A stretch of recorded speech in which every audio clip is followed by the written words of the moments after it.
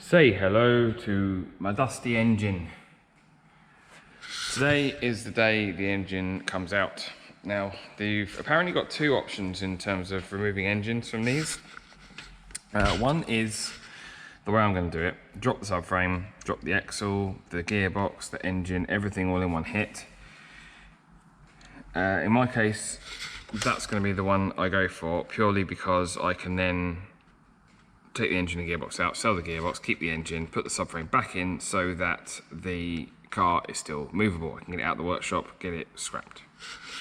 Option two, if you're not doing that and you need to remove the engine for some reason, is apparently if you disconnect the gearbox and the engine, you can lift the engine out of this hole. It looks a bit tight for me. Apparently you've got to take all the ancillaries off, which is not the easiest of things to do. So anyway, let's get this video started. I'm going to start by removing all the stuff we don't need. So I'm going to drain the coolant, drain the gearbox oil, drain the engine oil, remove the airbox because that's in my way. I'll probably just, I might leave the airbox in, to be honest. Right, hopefully you can see under here okay, it's not too dark for you. So the first thing I'm going to do is to drain the coolant. So I've put a drip tray on my stand and got these water pump pliers. All I'm going to do is squeeze that clip, slide it along. Now I'm doing it at the front here because obviously I will need to do it at the back anyway, but it's A, easier access, and B, the pipes are in really good condition, so I'm going to chuck them on eBay as well when I'm done. It's really hard not to pinch your fingers in these clips.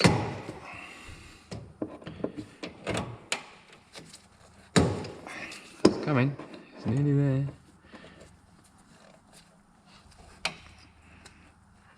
That's because there's a bend in it. There we go, that'll do. Right, they are stuck on there, so open up my pliers and carefully grip that. You can, oh, these pliers are crap. They don't want to grip. There you go. So just break that seal. And if we come up a little bit higher so we don't make too much of a mess, we can pour water on the slot. There we go. Stand up the way before I get covered in it. Not a great deal coming out of there, but some.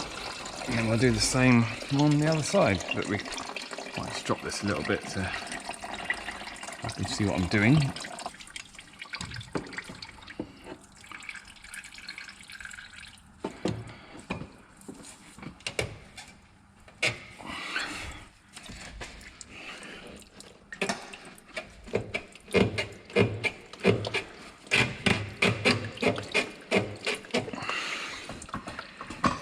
Put that back up so I don't make a mess.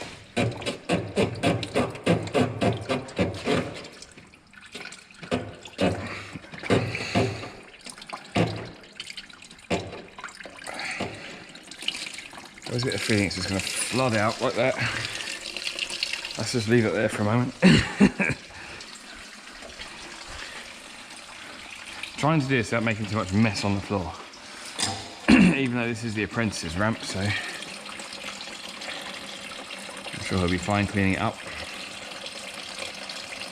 Right, while that's going, let's get off the gear linkage. So, gear linkage is quite simple. It's just a little ball and socket, pops off like so. That one I've already done. And these clips here, I don't know if I'm going to be able to do this by hand. Oh, I can. Sometimes you can get it up like that, tap it with a hammer. In fact, you can do it with the palm of your hand. And that's what they look like. And so that's that cable off. And the other one's a little bit trickier to get to. I don't even know if you can see it in the video, but it is exactly the same principle, just with less access.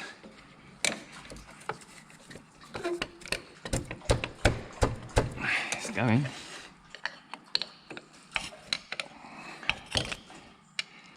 Nice to hear that the coolant stopped. to walk this one off, I think.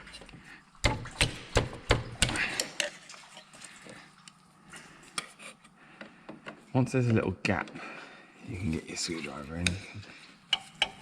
Makes it easier to twist. Let's drop that back on the floor. Oh, there you go, I found something I can lever on.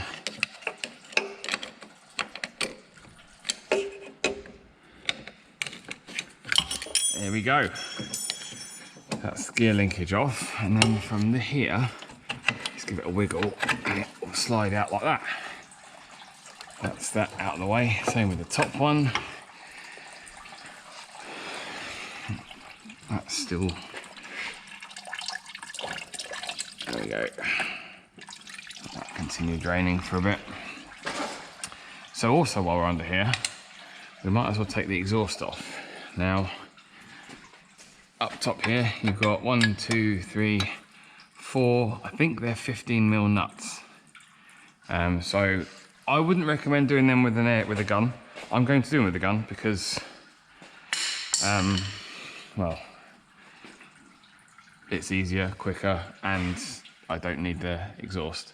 Then what I'm probably going to do is cut here with an exhaust cutter, just to remove the back box, and then I can have that downpipe out of the way. The nuts on this are rotten as anything. So the front ones don't look too bad, but the rest of them just look, I mean, look at that. It's crumblier than anything.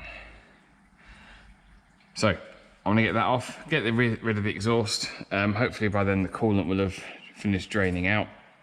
And I think the next thing we'll do is disconnect the brakes. Look at all the empty space.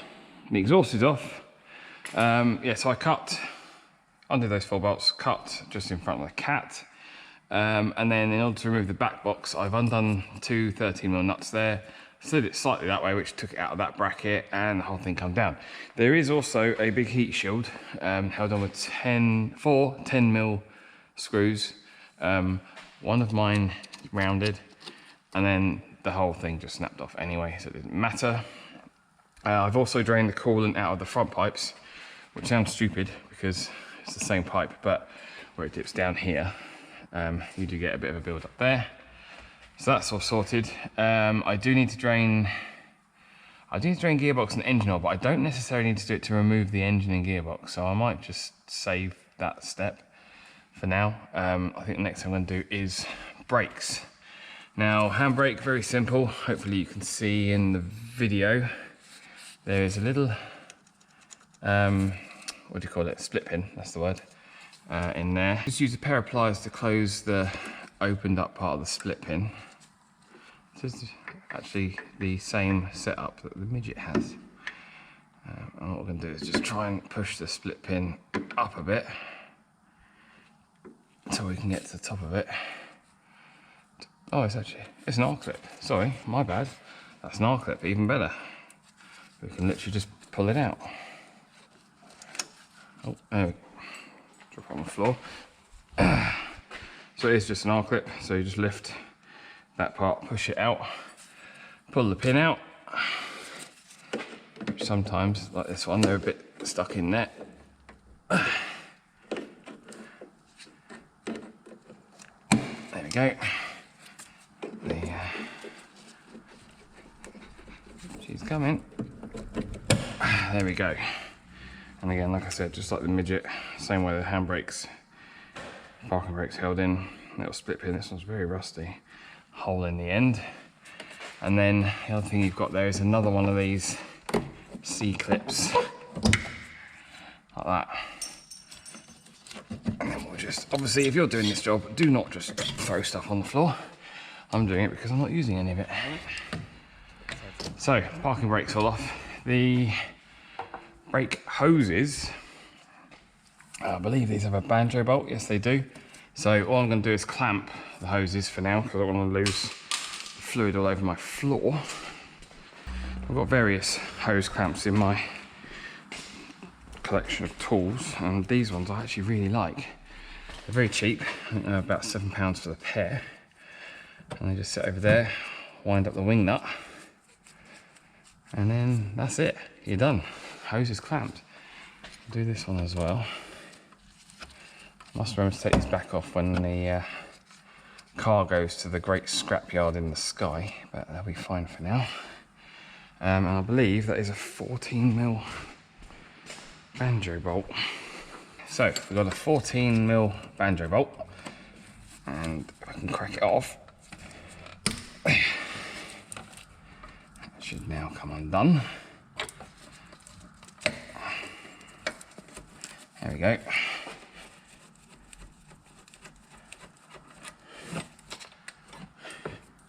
Again, you will have washers either side. You can see one of the washers on there, the other one's fallen on the floor.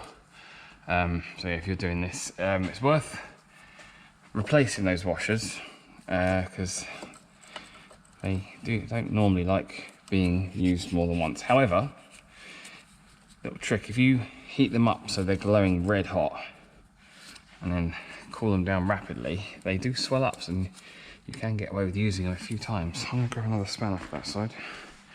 So another top tip, if you can't quite get the leverage on there, use another spanner, ring end over the open end. It gives you so much more leverage, and 9 times out of 10, whatever you're trying to undo will give up. Right, there we go, other banjo bolt, other brake hose. Brakes are disconnected. So what have we got next?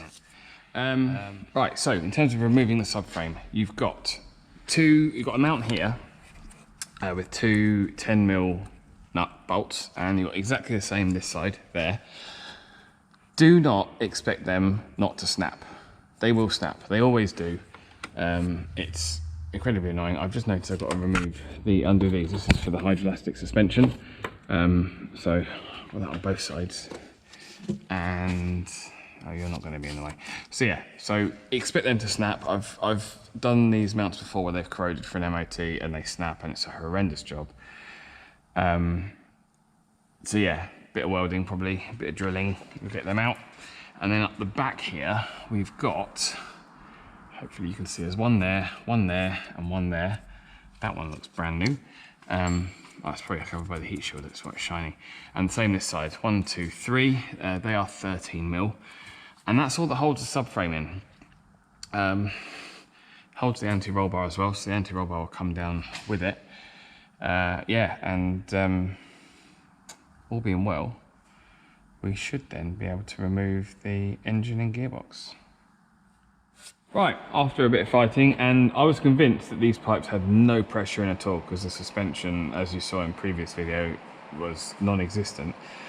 This one had a bit of pressure in, that one had a shitload of pressure in, sprayed everywhere, hence I've had to mop the floor. But we are apart. You'll notice that I've cut through this brake pipe. This union was C solid. There is another one up there, but I couldn't be bothered to try and access it, so I've cut through that brake pipe that feeds the rear wheels. This brake pipe here isn't a problem because it runs the other side of the subframe, and the only other cable up here, hopefully you can see, is this one, which is the speedo cable, which I have already undone from the gearbox. You can just about see it wiggling around there. So as the car comes down, I should be able to sort that out. I'm going to lower it down, just have one more final look. I think I need to disconnect the starter motor cable, but again, I might tempted to lower the drop the subframe, and as the car comes up, disconnect things as we go. That may come back to bite me. May not be quite as easy as I'm hoping, but let's see how we go. I just decided to remove the ECU bracket and this fuel evap system, and it does show a couple more bits and pieces. I'll get that out of the way because it's part of that. Where does the bottom end of the last one disconnected? I can go in the rubbish pile. And there's another fuel line down here, green one. There we go, that's disconnected. Wiring loom all seems to go to the engine. Now you can see that the starter motor cabling is disconnected. That I think goes into the loom, so that's fine. So now we should be good to, probably going to drop the axle onto the subframe onto axle stands and then raise the car. So I'm gonna get a mat to lay on, and then we'll go underneath, position the axle stands, and go from there. Right, 4 axle stands. Oh dear. So, as high as they go, it's about there. And I'm thinking I'm probably just going to go there. Other one, same on this side. And then possibly the 2 rear ones onto this beam here. And that's now in the way. Okay, so I'll come down a little bit. Just make sure they line up.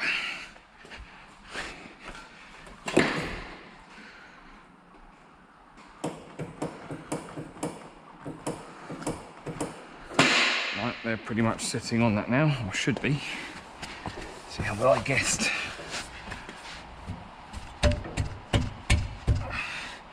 Right. That one's about right, that one's about right. This one's now supporting the entire car.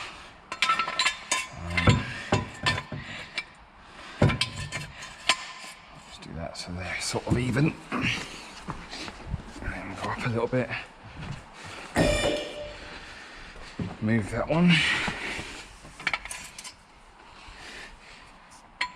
Just same as the other side for the moment. Right, should all be good now. That one's sort of lined up, so there's that.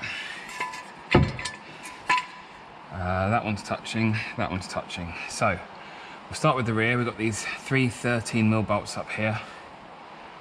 I'm not sure if I'm going to be able to get the gun on there, but we'll have a go.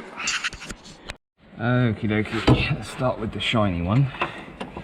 One that actually looks like it wants to come undone.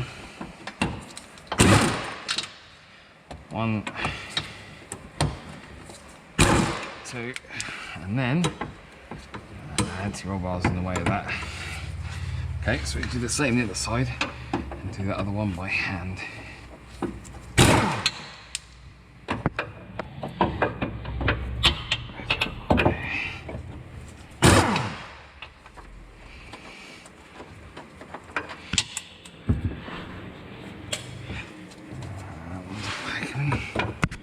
This one's letting us do the back one. Just double check. It's a bit of an awkward angle there. Not convinced that's going to work. Okay.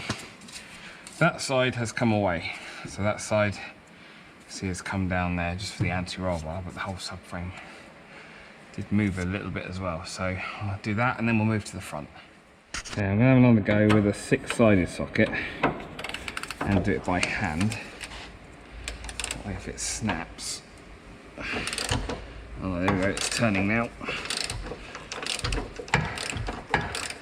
If you've skipped to this point and want to know what I'm undoing, skip back further to the beginning of the video and you'll see where these mounts are and when these bolts are. That should have actually gone off now. Let's see if we can start off the other side.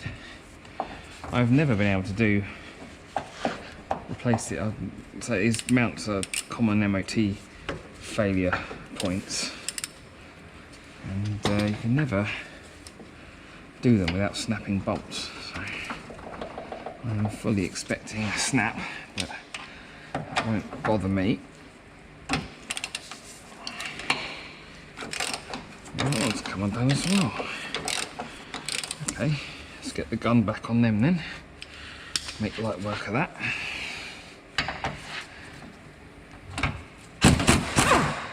One. Look at that. It's stuck in there, but it's out. And the other one.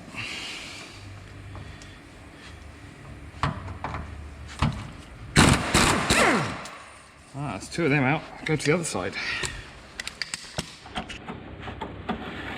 Can we make it 3 or possibly 4 out of 4? Right, let's not move that axle stand.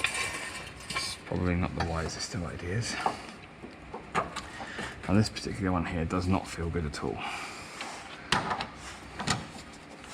I don't think that's even an attempt to turn or snap. Oh no, it is. The head felt too rusty on that one. Okay, before we've done that, let's start this side then. That's going to be a miracle if we get 4 out of 4.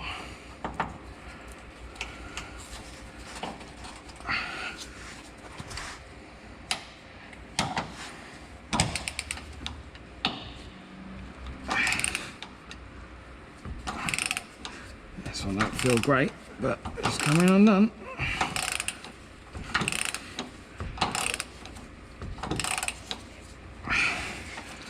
Right, let's go in with the gun, see what happens.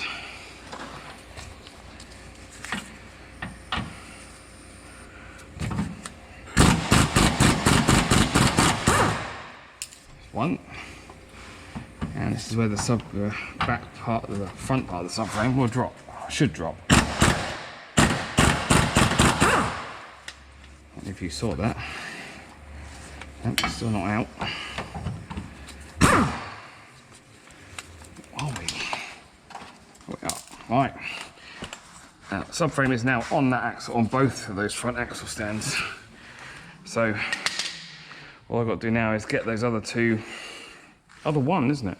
Other one 13mm bolt out, and we can put the car up. Oh, this is an easy fix. All I've done is undone the 2 nuts holding the anti-roll bar.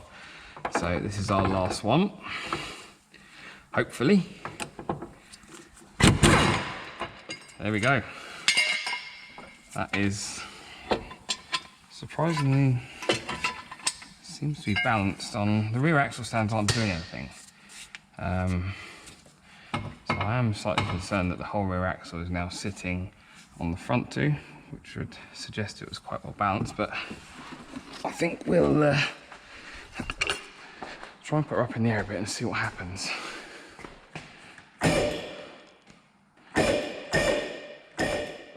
Right, I've just remembered, or noticed, shock absorbers. Shock absorbers are still connected to the car. Am I lucky in that they're going to be a 15? 14, but we could probably get away with that. I might actually lower that down so that the subframe is sitting more on axle stands again. Gun battery, oh yes it does.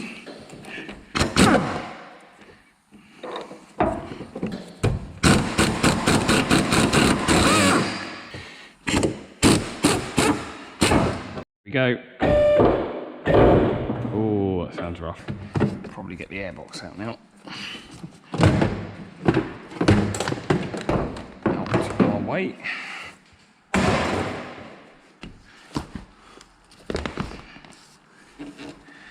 Let's move the stall over. Better look down here. So we've got a heater hose that's all connected to the engine, that's fine. We've got a couple of heater hoses down there. Right, they go into the car. I think for me, unfortunately, that's going to be just a case of cutting through, but there are just 2 washing machine clips, the same as what we had on the hoses under the car. Okay. Sorry hoses, or anyone who might want these. I don't know if they're a rare part or anything, but 1, 2. Alright, we can try again. Again. It still wants to come backwards for some reason. Let's see. The handbrake cable's all disconnected now. Is it just caught on something? Can't see anything. I don't know what that is. Yep, it is an earth strap. It is literally, there's an earth strap supporting the entire engine. It's going onto the gearbox.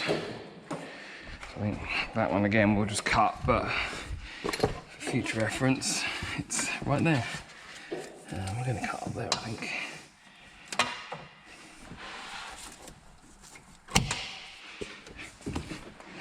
Let's see if that helps. I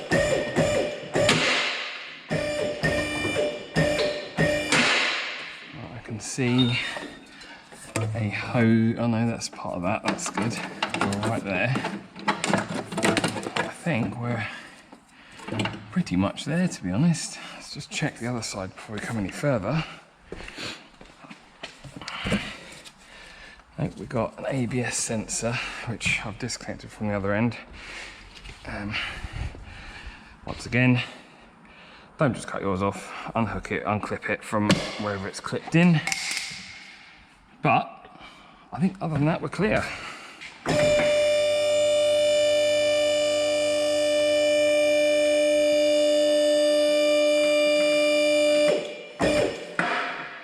Just going to move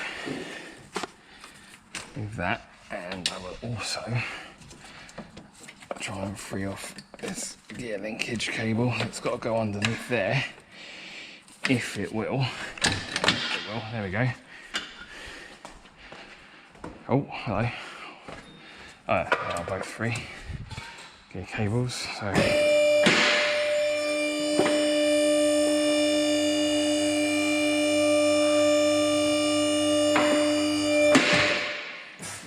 and that, ladies and gentlemen, is how you remove the engine and gearbox from an MGF all as one assembly with the subframe. Probably one of the longest videos I've ever done, I think, on the channel. If you did make it to the end, give it a thumbs up. Plans for this engine, if you aren't a follower of my channel, this is going into my MG Midget project. It's currently a 1.4 Rover K series in it, so it should pretty much just bolt in. Haven't decided what I'm doing with the engine management. We're either going to stick with the Rover engine management that comes on this, the MEMS unit I think it's called, or we might go with Speedwino. I haven't decided yet. That'll be a lot simpler, but obviously more cost. And I've got a few other upgrades I'm doing to the Midget at the same time as this. So if you are interested in that, hit the subscribe button. Hit a comment if you've got anything you want to say, anything you want to ask, and I will catch you next time.